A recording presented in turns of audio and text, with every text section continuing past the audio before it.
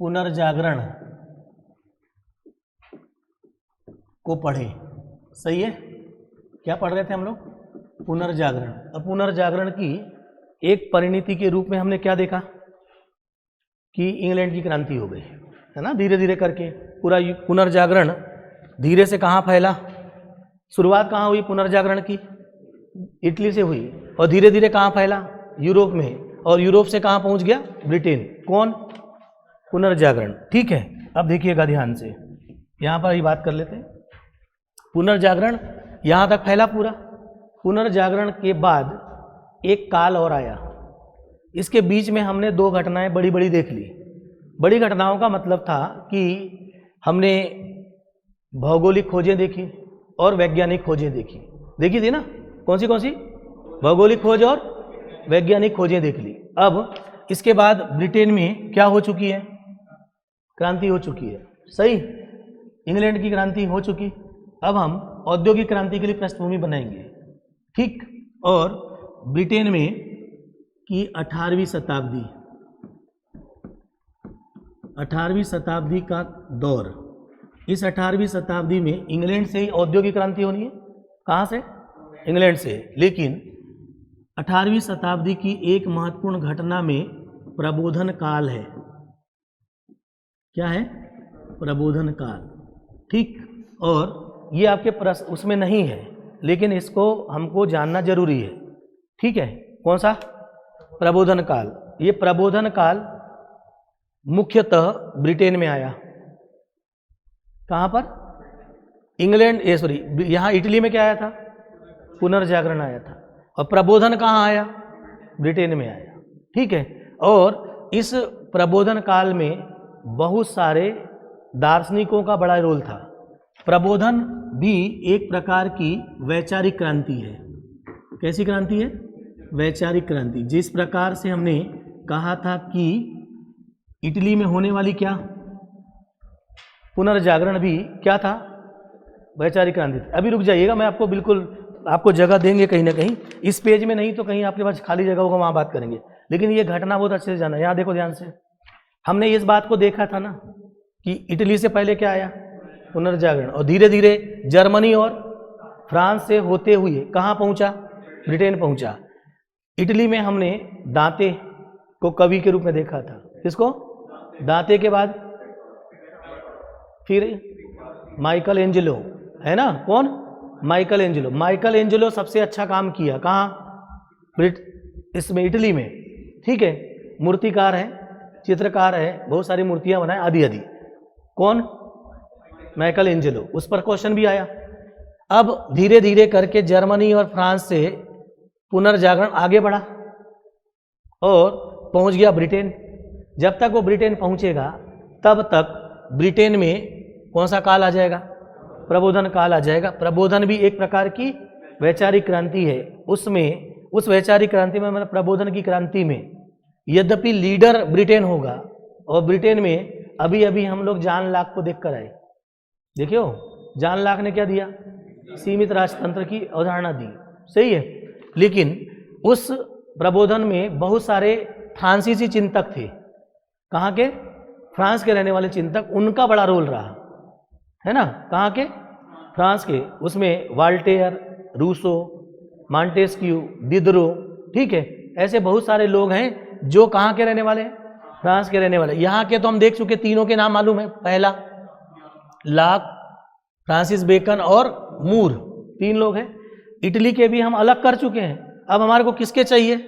France के चाहिए। और प्रबोधन की क्रांति शुरुआत होगी, और इसमें जो महत्वपूर्ण बिंदु है उसको चिन्हित करना है ना। इसको आप अलग अलग करके देख लीजिएगा। पहला, एक पुनर्जागरण बोला हमने और एक बोला प्रबोधन। इन दोनों का अंतर अगर हम अच्छे से समझ गए, है ना, यानी प्रबोधन काल और एक कौन सा काल था? पुनर्जागरण काल। इन दोनों का अंतर समझना है, और ये बहुत भारी चीजें नहीं है। पुनर्जागरण आपने कहाँ देखा था? जल्दी बोलो।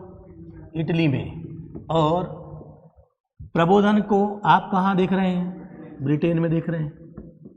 यद्यपि ब्रिटेन के साथ साथ कौन रोल प्ले करेगा? फ्रांस के दार्शनिक करेंगे, है ना। इटली में ये भी कैसी क्रांति है? वैचारिक क्रांति थी। इसके बारे में तो आपको पता ही है, ठीक है, वैचारिक क्रांति। और यहाँ पर भी ब्रिटेन में आई है, ब्रिटेन प्लस फ्रांस। लीडर कौन है? ब्रिटेन है। यहाँ पर लीडर इटली था। ये भी वैचारिक क्रांति है, वैचारिक क्रांति। ओके, अब इन दोनों में अंतर देखिएगा। जब हम पुनर्जागरण की हमारी समझ अच्छी बन गई हो तब तो हम मानेंगे कि वर्ल्ड हिस्ट्री पर हमारी पकड़ बन गई, है ना। पुनर्जागरण में हम बोल रहे थे पुनः जागना, ऐसे ही बोल रहे थे ना।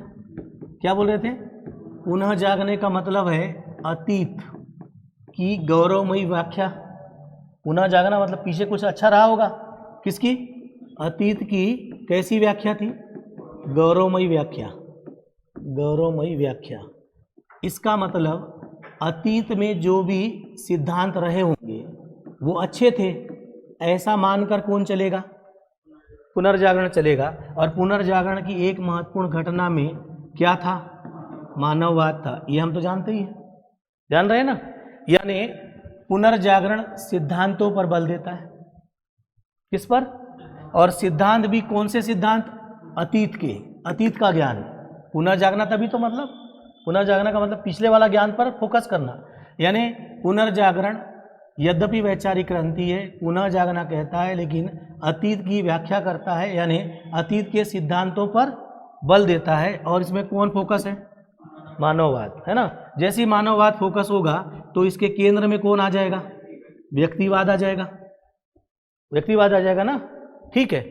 प्रबोधन काल भी एक वैचारिक क्रांति है, लेकिन ये पुनः जागना मतलब अतीत की ओर नहीं जाना चाहता। ये जाना चाहता है सिद्धांत की जगह पर व्यवहारिक ज्ञान की ओर। कैसा ज्ञान? व्यवहारिक ज्ञान पर फोकस होना चाहता है, व्यवहारिक ज्ञान पर फोकस होना चाहता है। और कहता है कि उसी ज्ञान को प्राप्त करना चाहिए, उसी ज्ञान को प्राप्त करना चाहिए जो मानव के उपयोगी हो, और जो ज्ञान मानव के उपयोगी नहीं है उसको प्राप्त मत करो। कौन कहता है? प्रबोधन के चिंतकों का कहना है। प्रबोधक के चिंतक ये सैद्धांतिक ज्ञान की बात कर रहे थे। ये कौन से ज्ञान की बात करते? व्यवहारिक ज्ञान। उसी ज्ञान को प्राप्त करना चाहिए जो मानव के लिए क्या हो? उपयोगी हो। उस ज्ञान को प्राप्त करो, अन्यथा बिल्कुल प्राप्त करने की जरूरत नहीं है। अब आप सोचो, पुनर्जागरण के बाद दो घटनाएं हुई थी। पहला नंबर वैज्ञानिक खोज, है ना। इसका मतलब वैज्ञानिक खोज की गई होगी, उस वैज्ञानिक खोज में खोजा गया होगा सिद्धांत। क्या खोजा गया होगा? सिद्धांत एक वैज्ञानिक खोजेगा, ठीक है। और एक तकनीशियन, है ना, उसको देखिए आप, जो आपके घरों में इलेक्ट्रिक के वायर सुधारने आता है, उसके पास में प्रैक्टिकल नॉलेज होता है। कैसा नॉलेज? व्यवहारिक नॉलेज होता है ना, ठीक है।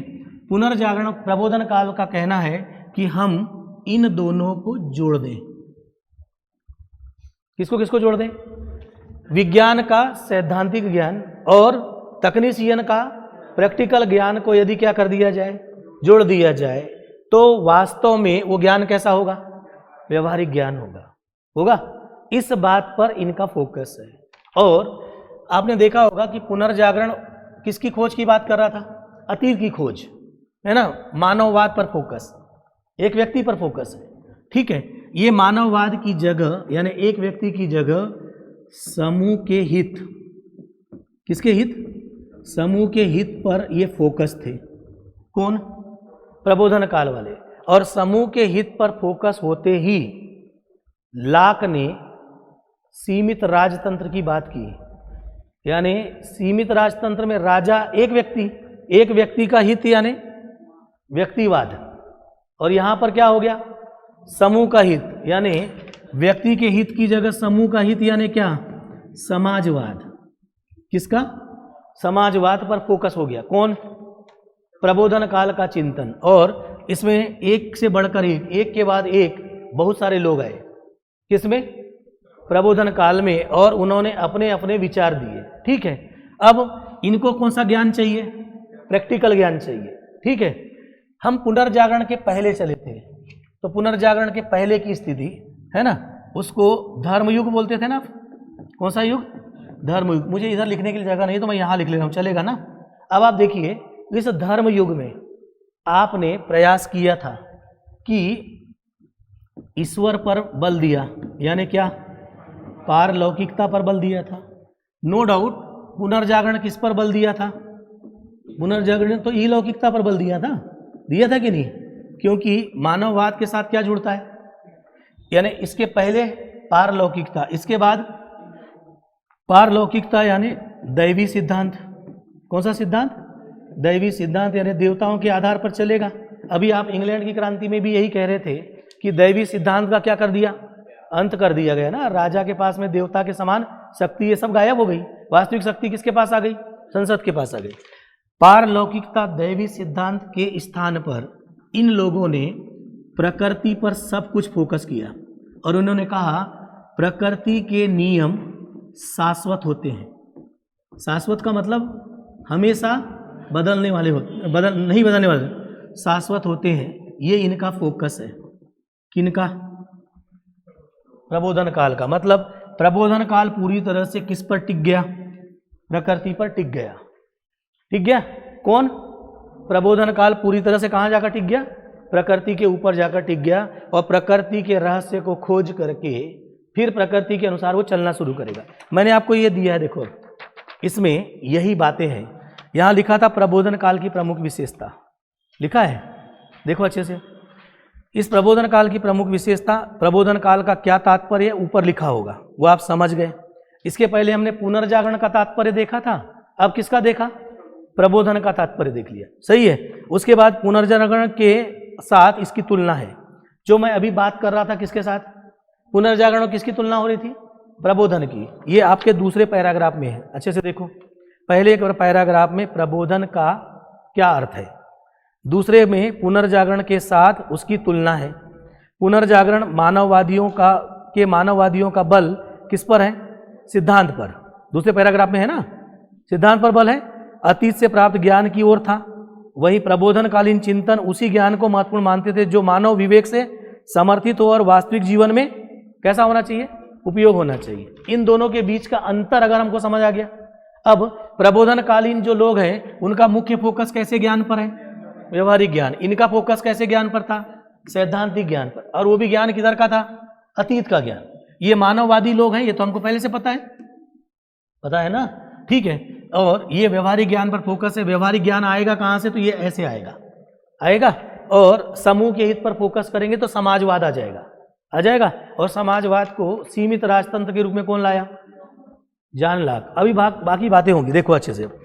प्रबोधन काल की विशेषता, पूरी तरह से प्रकृति पर फोकस, यानी दिमाग में केवल क्या रहे? प्रकृति रहे। और यहीं से फिर प्रकृति के रहस्य खोजने शुरू होंगे ना। पहला देखो, प्रकृति के नियमों पर बल, क्योंकि प्रकृति के नियम कैसे हैं? शाश्वत है, इसलिए इसके रहस्यों को कैसे खोजोगे? कार्य कारणवाद से। का मतलब होता है कि प्रत्येक कार्य का कोई ना कोई कारण होता है, इससे खोज लगाओगे।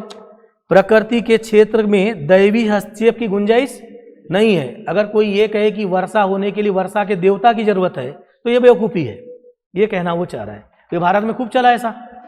चलो, मानव विवेक ही बुद्धि या ज्ञान का आधार है, यानी ज्ञान का आधार ईश्वर नहीं है बल्कि कौन है?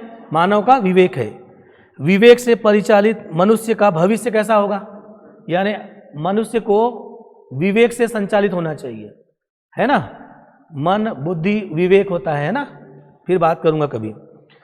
राजनीतिक संस्था हो, सामाजिक संस्था हो या आर्थिक संस्था हो, उनको किसके आधार पर बनाना चाहिए? प्रकृति के नियम पर बनाया जाना चाहिए। हमने अभी चर्च व्यवस्था बनाई, वो प्रकृति के नियम पर नहीं बनी है, धर्म के आधार पर बनी, दैवी सिद्धांत पर बनी है। अब जितनी संस्था आप बनाओगे वो सब किसके पर? प्रकृति। मतलब ये पूरा का पूरा अगर प्रबोधन काल बोले कि प्रबोधन काल मुख्यतः किस पर फोकस था? प्रकृति के नियम पर फोकस था, तो बात सही है। प्रबोधन काल के अनुसार प्रकृति के नियम कैसे होते हैं? शाश्वत होते हैं। इसके इर्द गिर्द ही आप पूरी कहानी बुनिए, है ना, तो आपका काम आसान हो जाएगा। चले आगे। चलिए अगला नंबर कहा कि इस चिंतन में जीवन में क्या लाना है, आनंद प्राप्त करना है, न कि क्या प्राप्त करना, मोक्ष। मोक्ष कहां प्राप्त कर रहे थे आप, इधर धर्म युग में। उभरते मध्यम वर्ग द्वारा निरंकुश राजतंत्र और चर्च को क्या दी गई, चुनौती दी गई, किसके आधार पर, प्रबोधन और प्रकृति के नियम के आधार पर।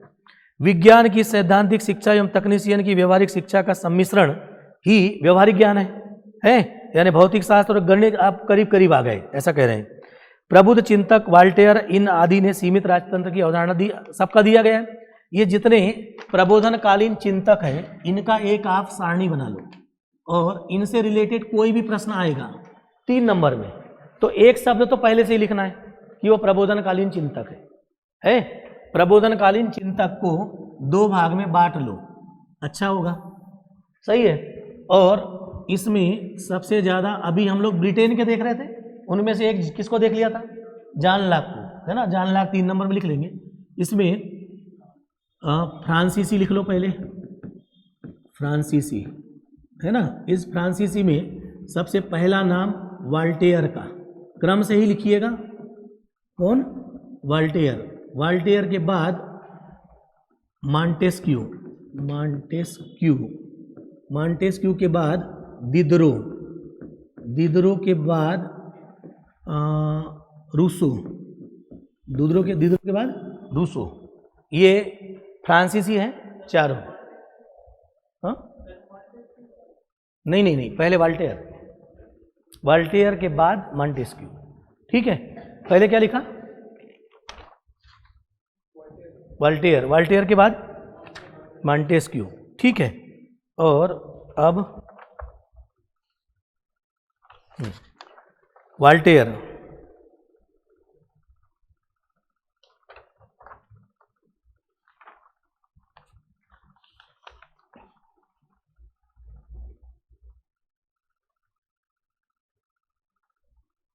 वाल्टेयर के सामने लिखो व्यक्ति की स्वतंत्रता,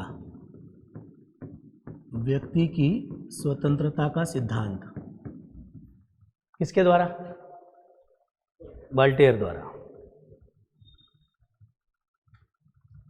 हो गया। उसके बाद अगला नंबर कौन है, मॉन्टेस्क्यू। मॉन्टेस्क्यू ने शक्ति पृथक्करण का सिद्धांत, शक्ति पृथक्करण का सिद्धांत, ठीक है। और स्पिरिट ऑफ लॉज लिखा था इन्होंने, है ना, लिखा था कि नहीं, कानून की आत्मा, किसने लिखा, हाँ जी, स्पिरिट ऑफ लॉस, हो गया। कौन लिख दिया, मॉन्टेस्क्यू लिख दिया।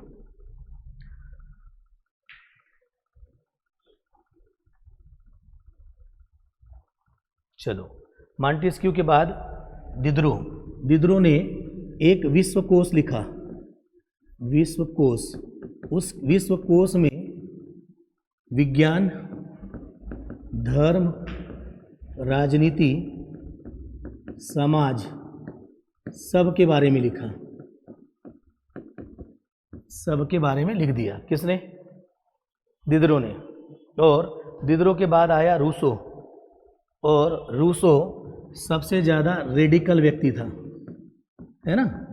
कैसा व्यक्ति है, रेडिकल व्यक्ति है। और उसने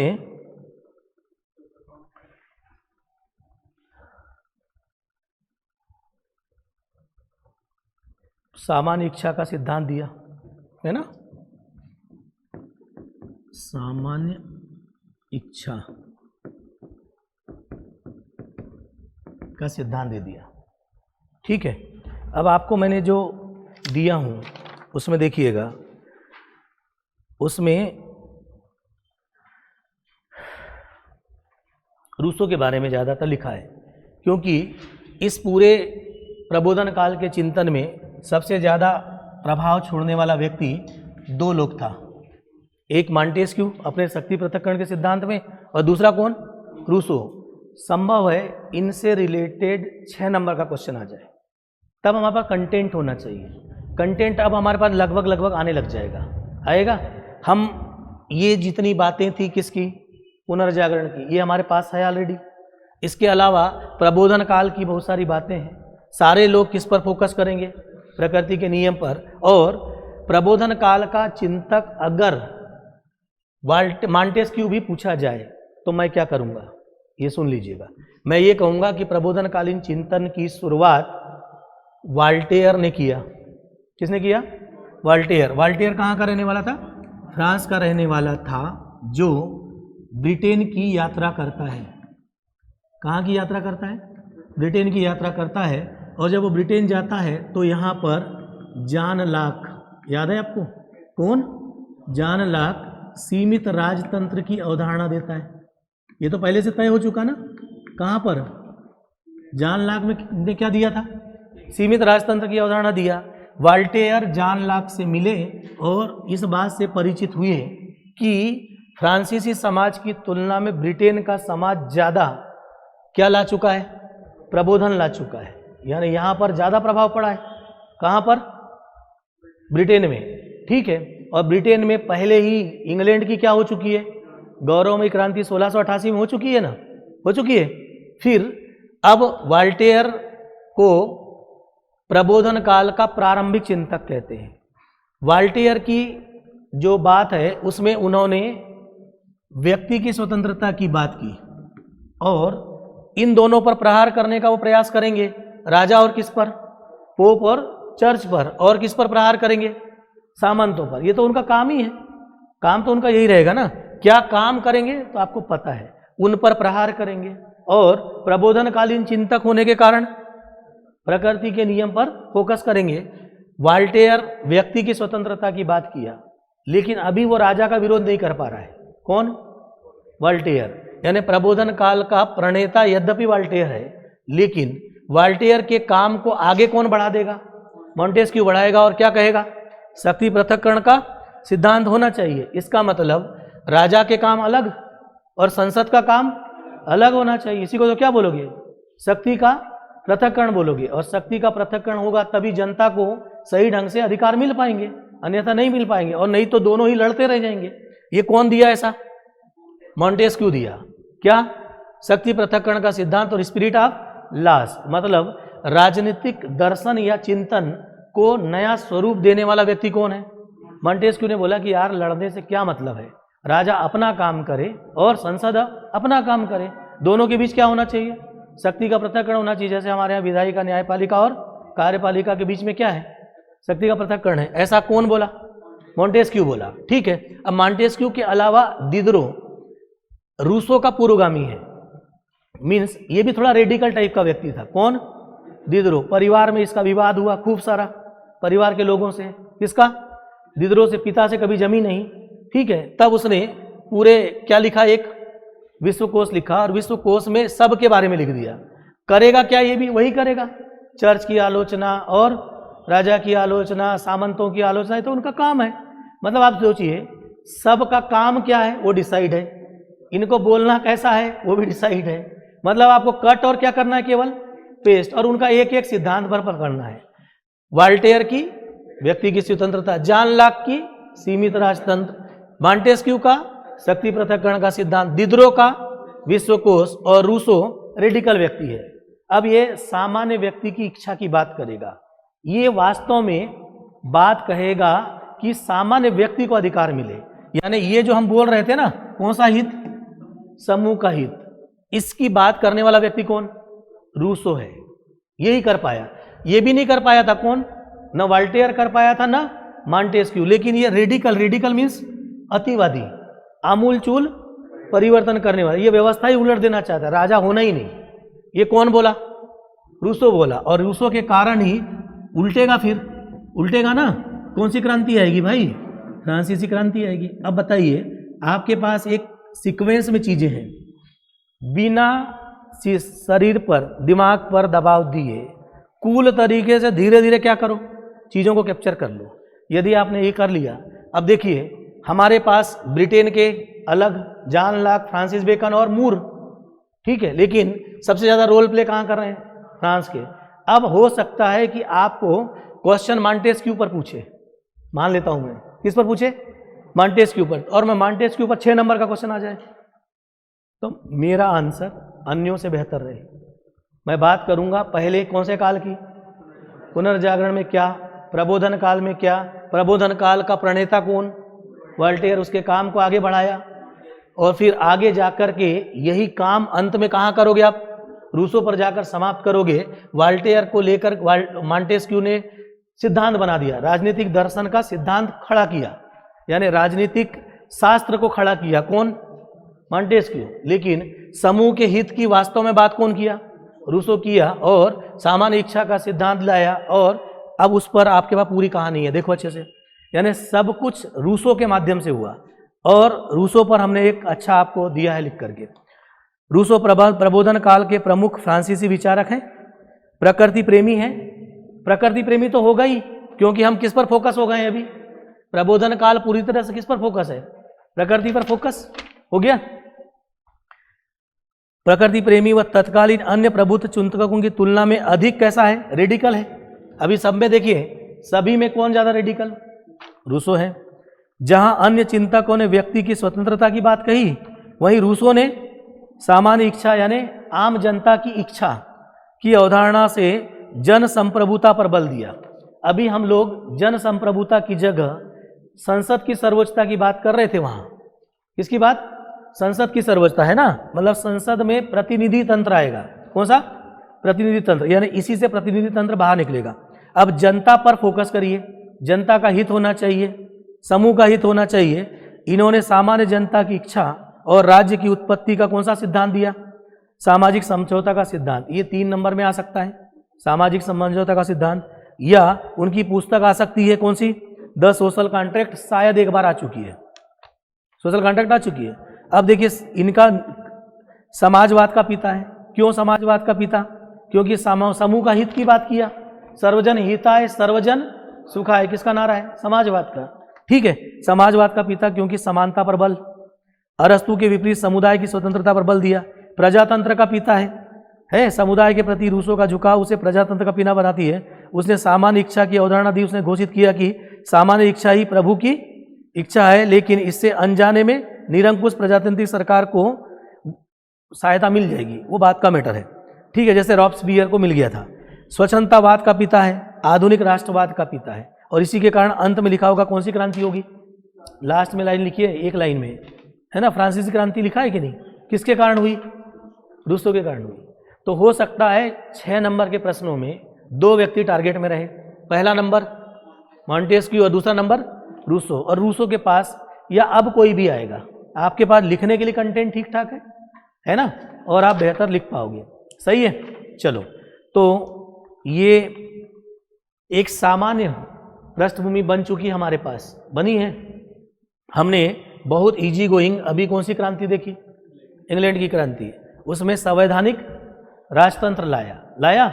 लेकिन अब हम संवैधानिक राजतंत्र की रूप के बाद फ्रांसीसी क्रांति में वास्तविक राजतंत्र लाएंगे, और निर्वाचित संस्था ही सब कुछ होगा। राजा का रोल समाप्त कर देंगे, कौन सी क्रांति में, फ्रांसीसी क्रांति में। ठीक है, और फ्रांसीसी क्रांति के लिए भी हमारे को कुछ नहीं चाहिए, बस ये पता होना चाहिए, इतने से सब कुछ हो जाएगा। पृष्ठभूमि कौन बना दिए हैं, अरे रूसो बना दिए, अभी तो बनाए हो आप, किससे बनवाए, रूसो से बना दिए। ठीक है, तो अगला काम हमारा अब आसान है, स्ट्रक्चर आपके पास बना है ना। बस इंग्लैंड की क्रांति में धर्म का रोल दिख रहा था, किसका रोल, धर्म का रोल। यहां जाएंगे तो इन रोलों का समापन हो जाएगा। इंग्लैंड की क्रांति के बाद आपने देखा कि उसकी कड़ी अमेरिकी क्रांति है, कौन सी, अमेरिकी क्रांति। और कल मैंने आपको बताया था कि अमेरिका में जो भी लोग गए हैं, कहाँ पर, अमेरिका में, वो कहाँ के हैं, ब्रिटेन के। और कौन से लोग गए थे वो तो आपको पहले से पता है ना, यही है ना, यहाँ पर न्यू इंग्लैंड बसाया। ब्रिटेन के सारे कैसे लोग, गरीब रिक्शा चलाने वाले लोग यहाँ चले गए, और उन्होंने ही फिर आगे चल के क्या कर दी, अमेरिकी क्रांति कब हो गई, 1776 में।